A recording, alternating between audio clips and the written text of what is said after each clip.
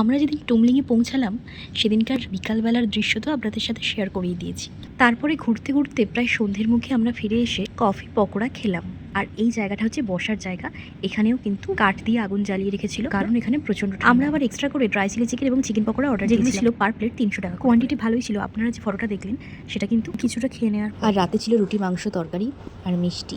আর এইটা হচ্ছে পরের দিন সকালবেলা। তো আমরা ঘুম থেকে উঠেই জাস্ট চলে গিয়েছিলাম কাঞ্চনজঙ্ঘা দেখতে। আর এখানের এই আকাশ, পাহাড়, এই সবটা দেখে মনে হচ্ছে কেউ যেন ক্যানভাসে যেন সুন্দর করে তুলে দিয়ে এঁকেছে। আর এই যে আমার ক্যামেরাতে অতটা মনে হয় বোঝা যাচ্ছে না ভালো করে কাঞ্চনজঙ্ঘাটা, কিন্তু সামনাসামনি বেশ ভালো লাগছিল। তবে আরও স্পষ্ট দেখা যেতে পারতো, কিন্তু যেহেতু ওয়েদার খুব ক্লিয়ার ছিল না, ওই জায়গাটাতে অন্তত মেঘ ছিল, সেই জন্য আর এর থেকে ভালো দেখা যাচ্ছিল না। তবে অনেকটা রেঞ্জ কিন্তু আমরা একসাথে দেখতে পেয়েছি। এই যে স্লিপিং বুদ্ধার নাক, মুখ, পেট, আর এইটা হচ্ছে পা।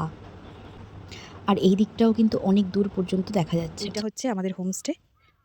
আর এই যে আমরা এখন এখানে হাঁটতে হাঁটতে এসেছি, এই জায়গাটা কিন্তু নেপালেই পড়ছে। এই বেড়াতে এসে পাহাড়ি গ্রাম ঘুরে দেখার একটা আলাদাই আনন্দ আছে। এই বেড়াতে আসাটা বিভিন্ন মানুষের কাছে বিভিন্ন ধরনের।